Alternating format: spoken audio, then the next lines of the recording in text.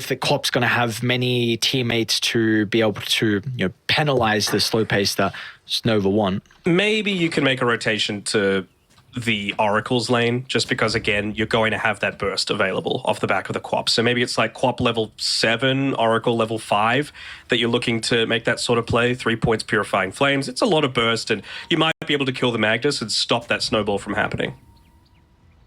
I mean, I'm sure the big thing that they're just talking about is do not give up first blood. We did it last time around. I want to have a good lane because Butterfly Effect, he's still a star player of iG.Vitality. You've got to give him a chance to be able to show why that is, and just giving the enemy mid lane a first blood, so much gold off the back of that, really ruins that point.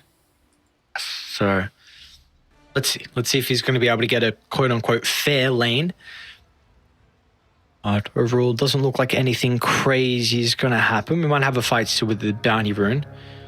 We want to look to go for it, but Marblu's already backing on off, just trying to set the blocks up, so it feels like that's required for his lane. Yeah, and we've got no team fight. 2 for 2.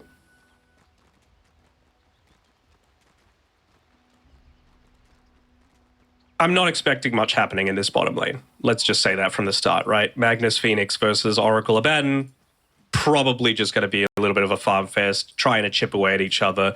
Maybe if someone's like in a really poor position, they'll die, but shouldn't be the case. I would say top is probably where there's going to be a little bit more of that sustained damage coming through, and even mid lane, we could probably even just look to highlight some of the last hit potential of Han in particular, right? Is he able to... He's actually not even skilled anything up yet, so misses a few creeps there, including the range creep, just not getting denied, but making sure that he's not able to secure it in front of himself. He's on 0 last hits right now. There we go. You got one. I see that's... And that is not a good feeling when you go the first wave and you don't get anything. And you get denied a couple times as well. So he's very much struggling versus the Queen of Pain. Butterfly Effect showcasing his true mechanical strength.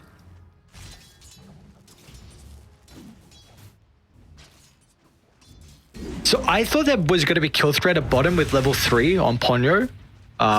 You just said before that you think this is going to be a little bit more of a passive lane.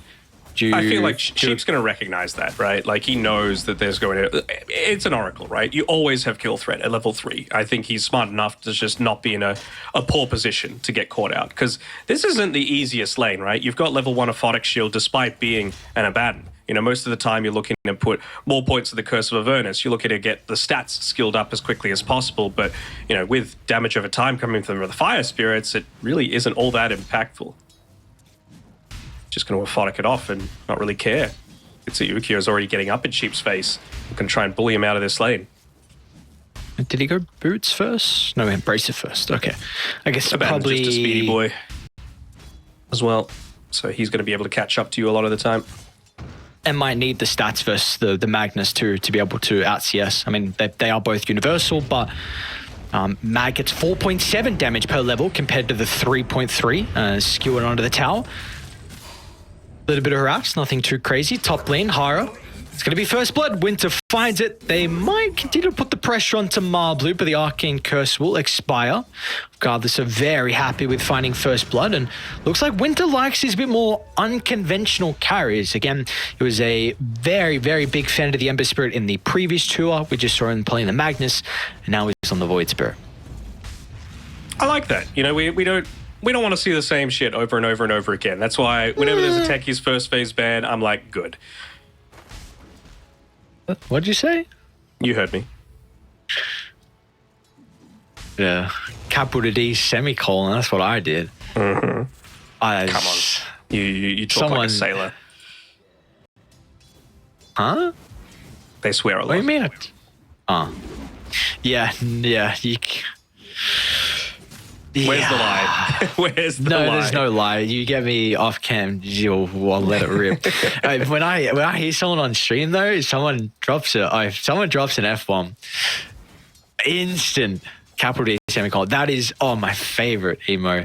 And when chat starts spamming it, great. I'm one with chat. I am. A moment comes up, you got your poggers out, your pog champ. Someone says something crazy, say huh. Life is good as a Twitch chatter. That's fun. It's a good career fun. to be able to have. A Twitch chatter? Yeah. Definitely. Definitely, dude. It's living life, earning what am I earning? Earning points, yeah, exactly right. Living off my points. Is Cholo gonna get a solo kill? Cholo's gonna get a solo kill. Never mind, he's not. That's why you're a Twitch chatter. Huh? Don't worry about it. We came to expect this, right? It was always going to be a bit of a passive start to the game.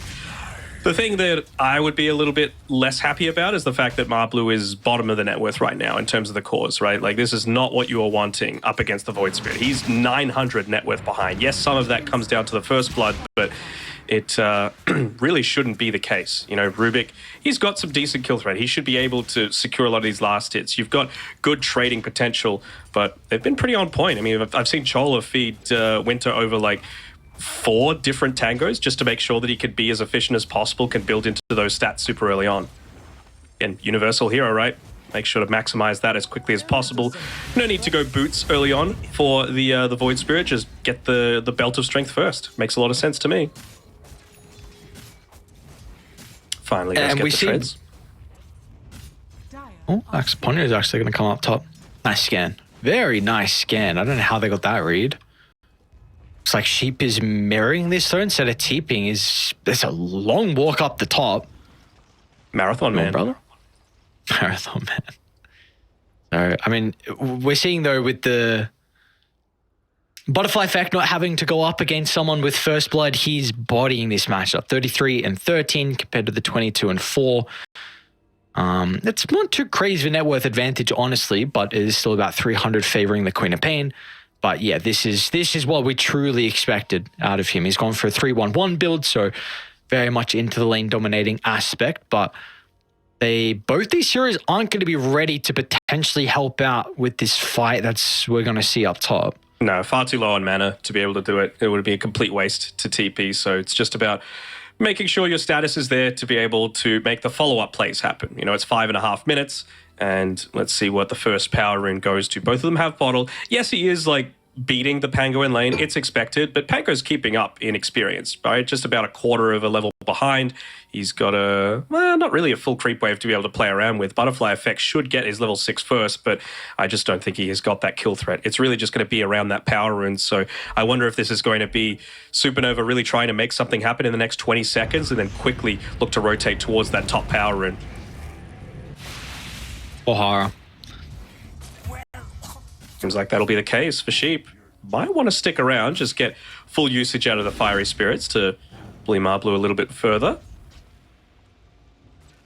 You can see they're already starting to make the movements back. Again, whenever you're playing against a Magnus, you always got to be mindful that they're probably going to be building up some stacks, as Sheep actually avoids making a stack as I say that. Just wanted to get towards that top power rune as quickly as possible. It spawns bottom anyway, and it's going to be Butterfly Effect. Okay. I thought he was going to swash on top of it, but it was on cooldown, so... They could potentially get a kill onto this guy. I mean, he doesn't have Rolling Thunder yet. Sure, you can have Shield Crash, but you're going up against an Oracle. He'll be able to purge that off with the Fortune's End. So I wouldn't be surprised if the supports just stick around this mid lane, play around the Siege Creep as much as possible before Han hits up onto his level 6. I mean, you've got an Arcane Rune to be able to play around with, and I don't really think Marblu needs supports up in this top lane. He's full HP. He's getting his farm finally when the Silencer moves away from the lane. A bit of a missed opportunity for mine. Yep, I agree. It would have been nice for them to continue to play with him. Looks like top lane, though, the attempt will continue. Winter needs a third of the way towards his level 6, so without that, won't be able to continue in the chase.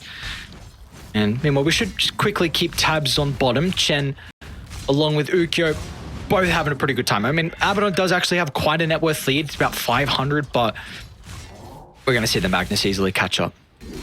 Yeah, for sure. I mean, it's just a matter of like, there's two mentalities behind it, right? It's like, What can you do before Abaddon reaches his timings? Because he's fairly useless until he gets Radiance and Manta. You probably don't even want to join after you get Radiance, right? It's a farming item for yourself. It just allows you to accelerate even further. Manta's really where you want to start to take a lot of these engagements. So if their mentality is, look, we'll just out-farm them on our other heroes and be totally fine, I'm cool with that. If they want to try and pick up the pace and, this is an off-lane Magnus this time around, and, maybe you get the Echo Saber, but you go the Blink Dagger after that, find some pickoffs, push the towers, prevent the farm for the Abaddon to be able to pick up. Cool with that too.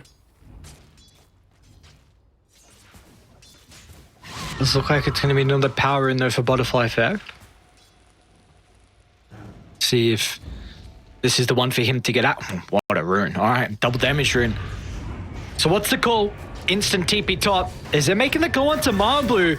All of a sudden, there's going to be 3 extra heroes inside their lane. Chola with a TP up, but that stops short. Can they get up to Winter, though? The kill on Sansa took them a little bit longer than they were hoping for. Going to try for the TP out. Sonic Wave. Oh, they got him. Fortune's End from Ponyo just at the buzzer. He used it onto Butterfly Effect as well, just for that little bit of extra cast range. So it landed onto the Quap, and it still had that AoE route. So very nicely done by him, realizing that every millisecond was going to count. Yep, no Sonic Wave has to be used as well. So this one is still ready to go for a further fight. What value out of the DD? And they're building up stacks as well for the Beastmaster. So even though he didn't have the greatest of laning stages, he's of course going to have this catch-up potential. And this time around, it was a 1-for-1 Wisdom Root trade. So Hara, he's already up to level 5, and off the back of Beastmaster just rotating back and taking all of these stacks for himself, should be a pretty quick level 6 on Hara. So wonder if they can maybe look to make a play around, I guess Han's Rolling Thunder would be the best thing to steal at this stage of the game. Who's loving life with this stack. Even got pretty big Ancient stack as well for the Mag to be able to fall back. Maybe they give it to the Void Spirit with Empower, but it's going to get Han to a closer Diffuser Blade timing, so definitely will be able to catch up off the rougher lane that he did have, but looks like it's going to be the full wraparound. No way Sheep is going to be able to escape, as Hara should be able to help close the distance with the telekinesis. And this probably going to be tower going down as well with 3 points in the Curse of the Avernus. Would imagine so. I mean, Han, of course, can make the rotation up top if he really wanted to. But this time around, Chol is actually going to come towards this mid lane just to be able to protect the power rune, but Butterfly Effect gets his 3rd in a row.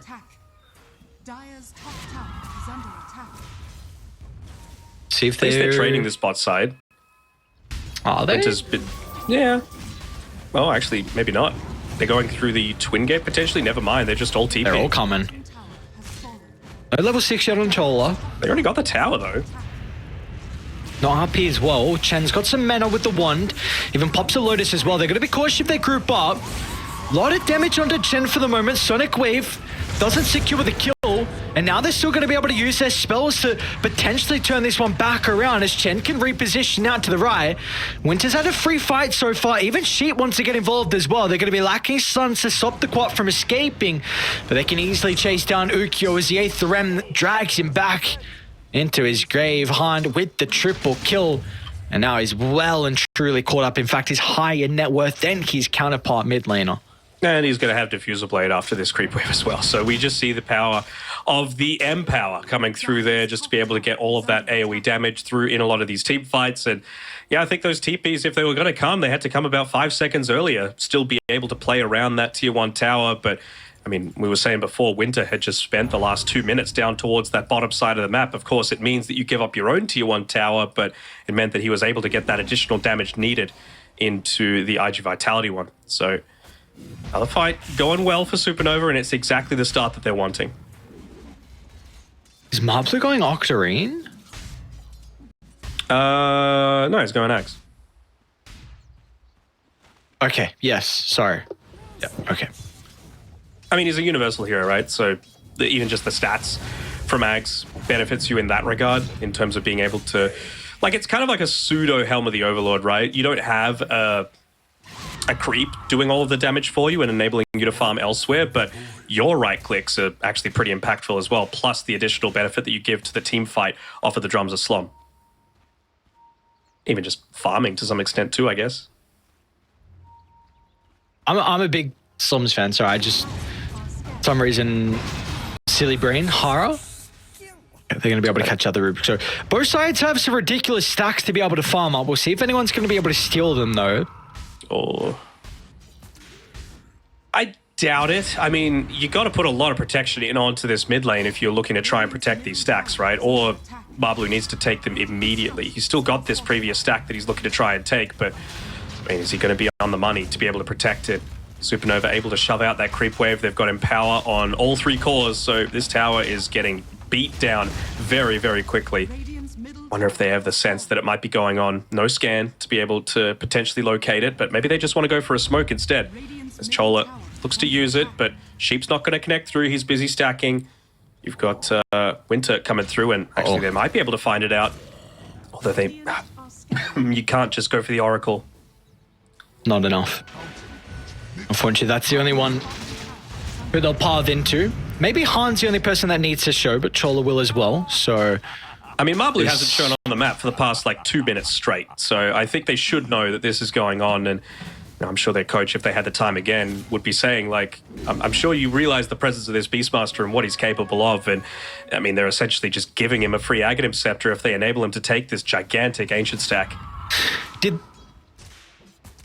they even know this is stacked? I haven't seen anyone go there, but I, of course, could have missed it. They haven't seen it, but again, like, you're against a Beastmaster. You're against a Rubik that didn't spend all of his time in lane. Yeah, maybe you're looking... Oh, Sheep. Stave gets the haste through. Han, that's a very aggressive swashbuckle. They feel strong with all their ultimates. They're going to continue to posture aggressively, get a second kill into Ponyo in a row. And that's all they'll find out of it, though. So at least Beast has been able to take this giant stack. So he's just 800 gold away from the Aghanim Scepter. Really recovered a lot. I saw they instantly dropped the Global Silence after the Fortune's End was used aggressively onto the Pangolier to be able to dispel that shield crash buff for himself. And we talk about Ags, he's starting to work into his own. Another universal hero that's just going to make great usage out of it. And this is a much more worthwhile kill if they're able to land onto it. But Chola taking that Watcher might actually be enough to be able to enable the Beastmaster to back off in time. Looks like that will be the case, unless he guesses right in the trees, but not wanting to commit onto a Beastmaster with that Primal Roar available.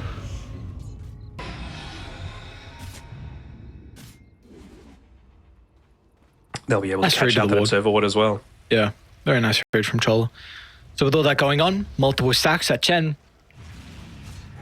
Was able to get Winter as well. Was able to get some of the gold in the experience. So, I mean, you said this was going to be a farm fest. It looks like it's really favoring Dire. Yep. Wisdom Rune's still up too. Hopefully they don't leave it as long as the other day. But, you know, Chen, you could see he's gearing himself to be much more of that fighter, that pick-off, that skirmish with the early Blink Dagger pickup. The fact that fights haven't happened is like, I'm sure he's going to be saying, man, I could have had an Echo Saber by now, would have gotten my farm a little bit sooner, but he's still just going to be able to get into it next. The order that you go for it really just depends on like what does your team actually want to do, and you'd have to say with a 3 to 9 kill score, they're pretty happy with how things have been going on anyway, just being able to pick up those kills despite not even needing the Magnus to be able to do it. Should be ready to go pretty shortly, though, from Chen. Let's see what the call is going to be. I mean, really has been Nova as the more proactive team. We've seen multiple times they've been smoking. Maybe it might be Radiant's turn as well. Mablu Scepter now getting delivered.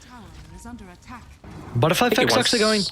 He wants his level 12, I think, on the Beastmaster before they're able to do anything. They might go for a smoke together, but again, this is the real thing. We don't see any agency coming through from these supports.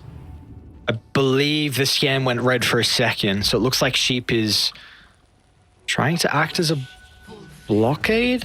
They're going to get past and go for Winter, though, but this is not easy.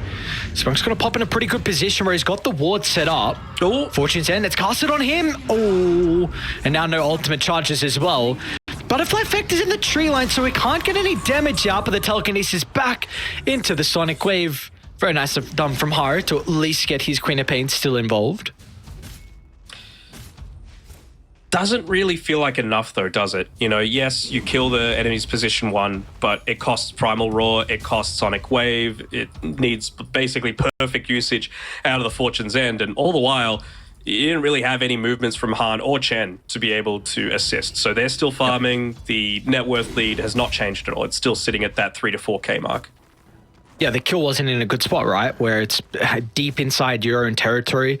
Maybe it was in Dai's jungle. Then you could take away a little bit of their own farm. So once they're back alive, then you're going to have no camps to be able to get. So I feel like you're fine even in the end. But you're losing sheep now as well. So starting to get a little bit more active on the map is iG.Vitality. Net worth down to fluctuating from 2 to 3. That one feels a little bit better just because you potentially have this tier 1 tower to be able to push into, but it seems like iG.Vitality just want to keep playing around the power runes. You've got Ukyo at least into his Radiance, so we haven't mentioned him for quite some time, just the 0-1-1 KDA at this point, and he's almost got the Yasha. So again, Universal Hero, going to benefit quite heavily from that. It was already such a good combination with the Abaddon prior to him becoming a Universal Hero. So once he gets that Manta style, that's really where iG.Vitality want to start to get active. But, I mean, you've got just Chen, coming and getting active off the back of his Echo Saber, but they smoke underneath a Hawk. So they're going to need to back off in time for this. They'd like a fight, I think, around the pit for Nova. Yeah. I mean, I think they're going to be happy enough just to yoink it away, right? Yeah. They've reached their timings now. You don't want to wait for an Abaddon to get active enough. Might just look to push that lane in, which they do. They'll be able to do the next one as well. Anytime that you see the enemy, like especially when you've got this like farm-centric Pango Void Spirit with a Magnus cleave, if the Void Spirit and the Pango are together and they are not killing you, it's because they're going for a big objective. So the fact that they show, even for a second on that lane, is the reason for this Rainbow TP coming in towards the top side. So I'm not sure if they feel ready. And those TPs were all underneath the creep wave, so they should know this is coming, and they're just going to play underneath their high ground. So they've got one sentry dropped right now. I want to see another one drop down by Nova just to be able to scout out any sort of Beastmaster Hawk that might be coming in. The bait is this Quap Illusion going to be able to do the absolute most. Nice sentry drop though. Okay. A little bit anxious about Chola going into the lane, to be honest. Doesn't have the buyback available. A lot of the time you're more than happy to give your life up for giving up that. This Hawk is huge. Enemy space. It is. They see it though. They go for a smoke as soon as it's getting rid of. Oh, Ukyo's not the target. Someone else. Oh, Roshan, he's out of here. Chola might go down.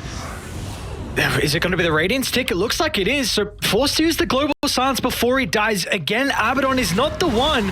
Ukyo continuing to posture aggressively, allowing the boys to spellcast without any concerns. With a Borotine activated, Ukyo has to think twice, and Winter, he gets a glimpse of Ponyo out of position. Nice a defensive false promise along with the Raw to keep him alive, but what is that RP? Now with the Supernova as well, they're going to try and bring it down. They'll be successful at doing so, but Chen, he can clean up. They haven't tried to deal with the heroes. Now they'll turn back and try and fight, and it will be enough. Butterfly Effect secures the kill, but Han, can he reign supreme? A little bit more damage required onto Marble, who's going to duck into the tree line, but it's all Butterfly Effect. It's his show. It's his time to party. Chola, that's going to be a dieback for him. Should take out to the dagger on the other side. He's going back through? No, wait, Chola, what a read?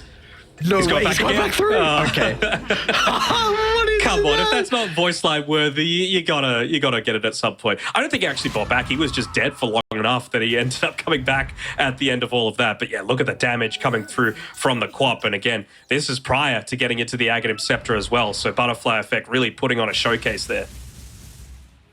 So that was... Yeah, let's see it again. Thank you very much. Need to see that fight recap. Just a couple of things didn't go right. Chola over positioned too far, forced to use the Global Silence.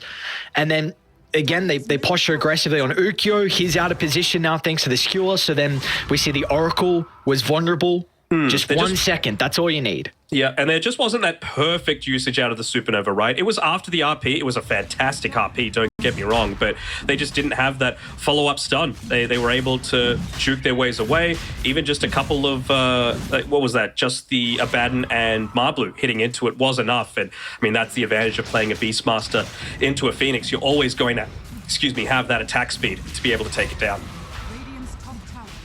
Woo! What a crazy fight. We might get it once again down bottom, but Roshan's already gone. Ultimates are about to be back up for Dire. Let's see what the call's going to be. They're underneath the ward, though. Just got a cheap pawn along with Winter. A lot of information for iG.Vitality to work with. Just using the Boars, and I guess the Abaddon as well, to be able to give him a little bit of that information. So to me, this is not necessarily a full farming Aegis, but you've got to use it to get into that Manta style and your level 15. You know, if you're able to do that, you can see they're just completely getting out of there off the back of the information that the Boars are providing to them. So if you can get those couple of objectives completed for yourself in terms of what Ukyu is able to get, then you feel supremely confident in being able to fight around this Aegis, because they're already having such a tough time killing him the once, let alone twice. Crimson Guard finished up in recent times as well by the Beastmaster, so just going to become a little bit easier for him off the back of that. Quap as well, just 700 or so gold away from the Ags. So this should be a real value Aegis if they're just able to split themselves up, not give up any creeps, not give up any lives for free. And it might just result in the supports dying, but Hara, he's just basically on tower defense duty right now. Don't let them take anything in exchange for that. Give them nothing, but take everything. Radiant's bottom tower is under attack. At level 15 on the Abba, plus 65 damage. Not that he was lacking it prior. Big time. Let's see what they're going to do with it, though. Still, the vision is proving to be a really big issue for Nova. These wards along the river scouting out a lot of their movements. Not only that, but of course you got the Beastmaster. They might look to try and jump higher. It's not going to be a clean kill, but they'll get it nonetheless. It's a similar sort of situation there, right? It's a kill, but there's no creep wave right next to the tower. They're not going to be able to fight this one. And now you're a little bit worried of saying, like, man, they've actually had a couple of minutes where they haven't really been contested with their farm. Do they have these big items that are going to enable them to fight? Butterfly Effect has his. He's got the Aghanim Scepter completed now. Abaddon just about 600 gold away from his. So unless they were immediately looking to make a play around that that tier 2 tower, I feel like you've given iG.Vitality the space that they need. Liking Ponyo's build as well, going into that Guardian Greaves. So of course you want a Dispel, reliable Dispel against what the Silencer is able to throw at you with a Global Silence. Rubik as well, going into the Lotus Orb, so very logical build up for him to be able to protect from safety. And you can just see as soon as they get these items, they're just like, all right, go time. I really am not expecting iG.Vitality to be playing on this side of the map at all for the remainder of this Aegis duration, and probably after, if they're able to take a successful team fight.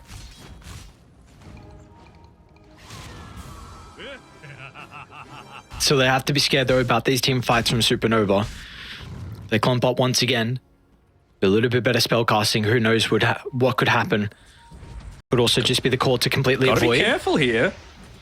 They have the control, though. Oh, we dissimulate over to Marblu. Oh, very close.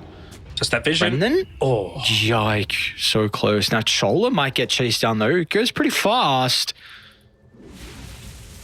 I mean, this is a win for Supernova, right? 2 cores farming, avoiding some of that Aegis timing. Lane's not in the perfect position to be able to convert into a tower. It is now, but you haven't lost a tier 2 tower yet, so you're going to have that glyph refresh up. At least they've got that little bit of vision remaining towards the top side so they can see exactly where Marblu is. And he's going to be feeling pretty confident under his own Hawk, so you might be able to catch him unawares, but hopefully they pop the glyph for this. Hopefully they pop the glyph for this, okay. Guess we don't need a glyph refresh. No glyph. And that's the siege creep wave as well. Would have been supreme value. Very unlucky. Oh, unlucky for Sheep as well. Yeah. Doesn't get the free shot. He's going to Wind Waker. All right.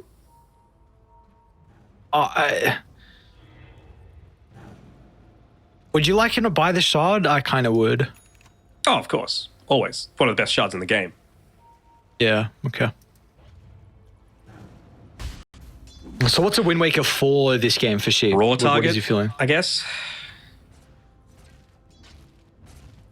That's all I can really think of. Yeah.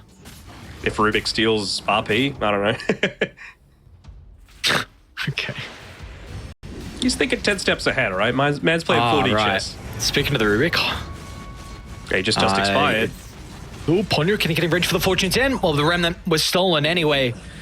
Really nicely done. Hara just able to stop him.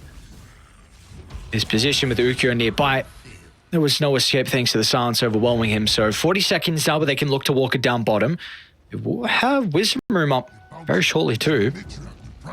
No Tormentor to be able to claim at least, but yeah, you got to imagine like you're getting close to some of the bigger timings though on Supernova, right? Like they avoided the majority of this Aegis. They lost a tier 2 tower and they lost their mid laner, but their mid laner almost has Linkens, so you're not really going to be as worried about that quick pick off at the start of fights. You also almost have the Harpoon on the Magnus, so even though you might be facing into a lineup that wants to push into you right now, you'll have Blink Harpoon Skewer back into the base, maybe even level 20 as well to be able to play around with. So I feel like they've avoided the big scary timing for iG.Vitality, or sorry, that iG.Vitality have. But it's not saying that they're completely out of the woods just yet. Even a TP coming back. The Wisdom Rune. Oh, get it. It's right there. Too late. Too late. Is anyone going to get it? Hara's. He knows. Ooh. Actually, they're not just walking up. I guess people revealing off the map for too long. Wanting to be uber cautious, but not going to get punished at all. That Tormentum might be nice to get. Either the Oracles or the Rubiks, definitely not the worst ones to be playing with. So yeah, Ukyo is going to decide for that. The Arena Destiny. We've got a smoke though from Supernova, so looking to try and swing across the map. Of course, they're going to know at least a roundabout direction where they are with the Tormentor getting claimed. I mean, Arena Destiny the one that's home. Oh, great use of the Hawk. Global Silence going to come out early. This is a pretty big target if they can bring him down to start the fight, but the false promise from Ponyo.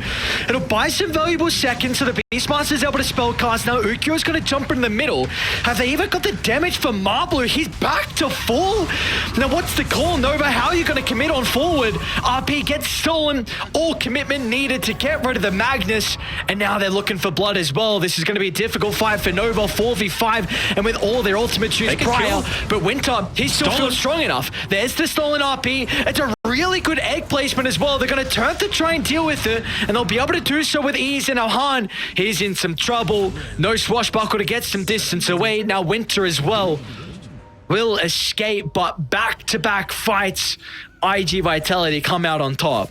I mean, they're going for these eggs, and I understand the need to do it, but it's just way too close to a lot of these heroes, especially if they're not killing Marblu first, right? You see the damage that this Beastmaster is outputting in these fights. A lot of it is purely off the back of the drums of Slom. He only used Wild Axes 4 times. It's just purely from right clicks, and he's got plenty of auras to be able to buff his team up as well. Pipe of Insight, Crimson Guard, and even just playing around that Reigns of Destiny, right? I was just saying before that fight broke out, tons of value. 20% heal amplification with Slom that heals, with AoE Shadow Strike that heals, with Abaddon that is potentially going to start to heal eventually when he starts putting points into the Mist Coil.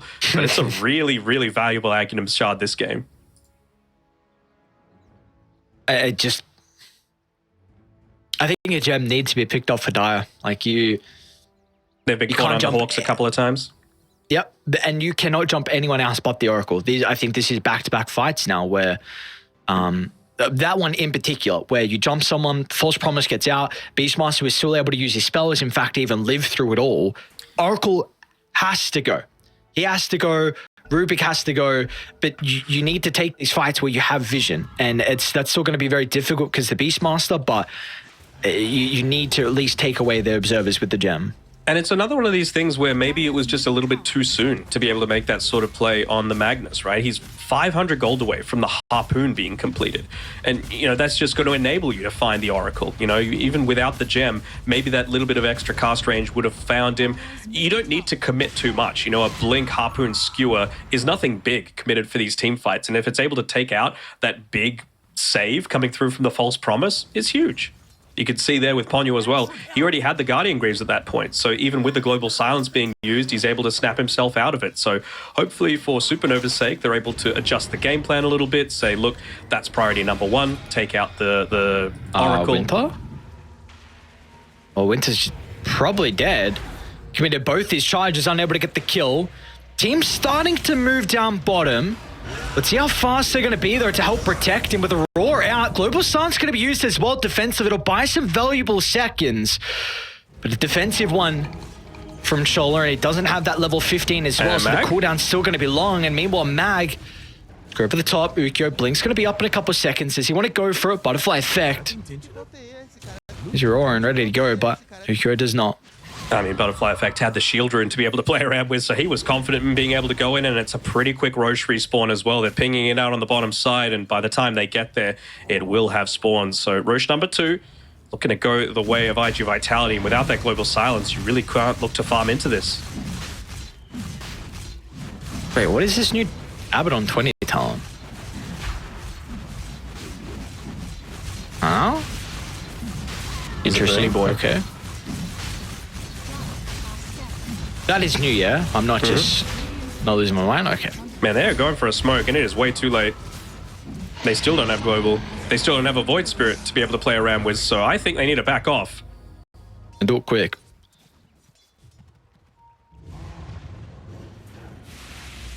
Chen has to be very careful here. I mean, gets the smoke popped, sees that the the Rubik is still playing on this bottom side.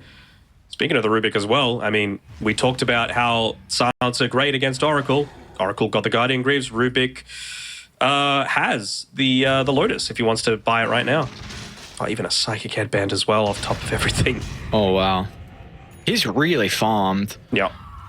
Aether, like, he has everything. With Aetherlands as well, his positioning is going to be so much easier. Yeah, upon you even got Eye of the Vizier. So, wow. I mean, some of the better items for these supports inside this game. You got to say you love the Blink Dagger as well, right? On Ponyo, we stressed how important it's going to be at being able to find that Oracle, but if he's just able to stand that far back, you're also going to get the extra cast range for the Blink Dagger with the Eye of the Vizier. You could quickly join into team fights when you want. You make that choice as to, you know, when it's necessary. Let's see. I think that's how I want to see them make. And they're going to smoke now. I can see why, you know, again, they've got the Aegis to play around with. Ukyo's not exactly with them just yet. So that's the one thing I'm a little bit more anxious about, but... This... Sorry, just to bring it up, this could be... Oh, Han? Can we get the ultimate off? I mean, separation, once again, defensive global. They are nearby, but they have to really be caught. Oh, Han, oh. Well, he's not going to TP. The rest of the team's starting to come over, but Hunt, you use the global to protect him. It didn't teleport out. He might still make it. No, nope. The yours is there. Butterfly effect. Waits to the last second, and at least they're cutting waves. There's only... Is there even a creep wave? No, there's not. So the cut bot, mid and top rolls pushed out, so it doesn't look like they're going to get any objectives off the back of that, but that's got to feel rough for the support. Your Silencer uses global, hoping his boy's going to escape, and he still gets caught. Nova has to be a little bit careful here as well. On the bottom side. Ooh, not quick enough on the fingers. Very nicely done. Instant from the Rubik. Oh, double astral. Disjoinction. Is he out? Hara. He's got Silver Edge, so yeah. So that is what I wanted to bring up. That Silver's Edge with Global Silence gives you actually a lot of kill potential now with the Abaddon. So let's see if it's even going to... Okay, never mind. So, no, it does not really... Unless you're able to catch him off guard. Maybe it could just be you could feel enabled to RP him and then get the edge off if you want to heavily commit. But we'll see if that's even going to matter, because at the moment, iG.Vitality is running rampant. These plays from them have been exceptional. scouting out Winter down bottom as well by the Tormentor, so he too is going to be pretty cautious. Doesn't really feel like they've got any huge timings coming through from Supernova yet either, right? Like Harpoon on Winter feels nice, but it's not going to change anything in terms of the damage that it's able to output. You know, something like, I guess he's got crit coming through from the Silver Edge, which would feel kind of nice, but it really does feel like they're just holed up in their base right now, wanting to play around that fresh level 20 on the Magnus for the additional skewer range with the Harpoon. But no one is going to go them. Oh, okay. Oh, they got him. Find a pick, but he's got the Aegis. Yeah, and borrowed time. We use it early though. Can they kill him afterwards? Pretty nice blink away from Ukyo. Chen starting to look for another, but double Hawk setup. They see everything. Thing is, though, they didn't really pop anything big. You know, this is what I'm talking about with the Magnus. You know, you can find that quick pick off in the lane. I'm sure they're just going to be looking at things like Purifying Flames being used from the tree line there to be able to kill the range script. So they know the Oracle's hanging just behind the Abaddon. It might just need to be waiting out this timing, 45 seconds of the Aegis, and then going for a clever smoke, full wraparound, and predicting where the Oracle is. And then it just comes down to how good is your guessing game. Ooh, see you, Chola. He's got buyback. And they don't have Raw now for 55 seconds. And, well, it's about the same time as his death timer. So kind of worth, you know. You got Winter on this bottom side, continuing to cut the lane. They haven't been able to breach the high ground just yet. He's got enough to be able to buy the Harpoon for himself as well. There we go. So good dodging being done by Supernova throughout all of this. Looking to build themselves into Lincoln spheres for each and every one of their cores as well. Not that they're lacking in single target though. Rubik having 3 sources, potentially more with whatever he looks to steal. Quap has the 1. I guess 2 with the Yules. Oracle having 3. Abaddon, just the 1. So plenty of stuff. Yep.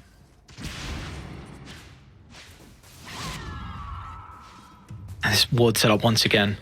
They got to take this Tormentor. Tormentor. See Winter though, first stun. They're going to have the damage between the two. Cheese gets eaten. Han actually feels like they can catch up to him with the Rolling Thunder. There are a couple of heroes nearby to protect him. You're going to run. They're okay. They're under a ward right now. The fact that they haven't bought this gem means that they're going to be caught. And Raw's back up. They'll try with the Global Silence, but it's going to be too late.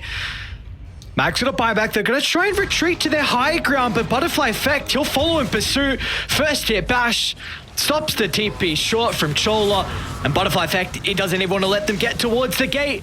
Sheet will fly on over. Is he going to flick over? It looks like he will. Knows no fear. Ukyo is going to follow as well. There's no stopping iG.Vitality. They've got too big of a lead, and Supernova can't handle it.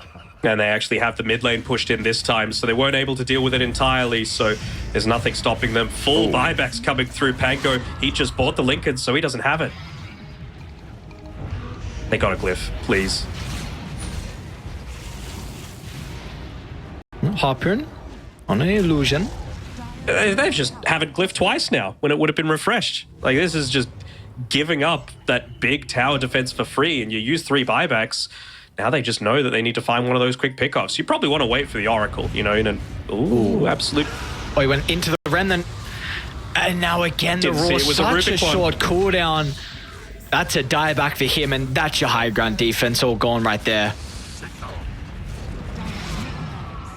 I'm not even going to let them find another angle. This game, hasn't he? Oh, it feels like they all are. Winter's trying to do whatever he can, but once again, Remnant holds the Void Spirit into place. They're going to hunt him down. They get a glimpse of him underneath the ward. And the vision set up from the supports has been exceptional this game. Oh, very clever footwork coming through here from Winter. Oh, he's got that same ward, the same ward that set everything up in the first place. But again, like, I much prefer this. Who cares about a Void Spirit? Just get the towers. Oh, no way, dude. Are you serious? Their avoidance game is solid. But, like, you don't need to kill heroes. Just kill the base. Guaranteed 5v3. Oh, Winter. Trying to get a quick pick. Nice, very nice. Now Han as well. Tries to move on him with the Thunder. It's going to make them get out of the base, at least buying some time for the respawns to come back up. Someone's going to buy a gem here, surely, on Supernova. They have to. You're against a Beastmaster, and like 3 separate Observer Wards have just been your complete undoing. You also need to take the Tormentor, because Phoenix still not having that Aghanim Shard, it's a bit of a concern for me. And even with the Fire Spirit's damage per second instead of the 500 HP, I'm not sure how I feel about that on Sheep. Really needs to value his own survivability, maybe take a little bit of attention away from this Pango and the Mag just from a couple of right clicks. Amazing what you'll find laying around. Might just potentially wait for this next Roche. Looks like for iG.Vitality. Oh. Up. All right, well, Winter... Oh, never mind. Okay. Winter kind of knows what the game state's at. Rapier queued up for himself. Wouldn't be the worst nullifier game, though.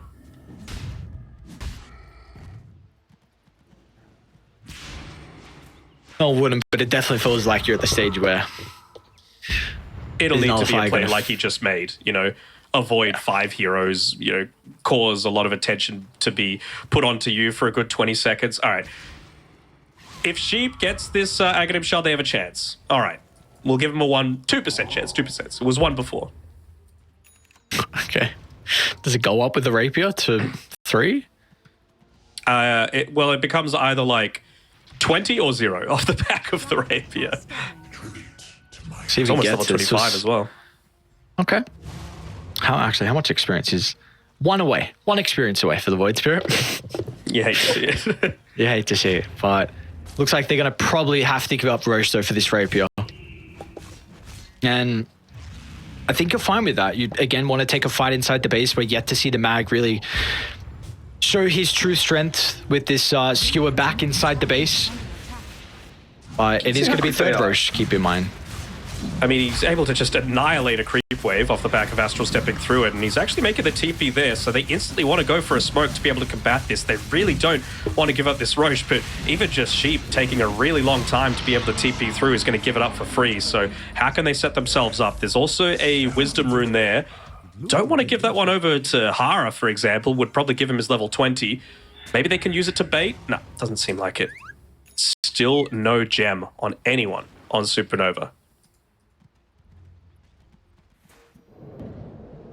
Winter, Ooh, can you risked... 1v5? Oh, this ward. Scouts them all out. It's going to come down to literally like a Silver Edge into like, you know, right-click, Astral Step, bang, bang, bang, dead.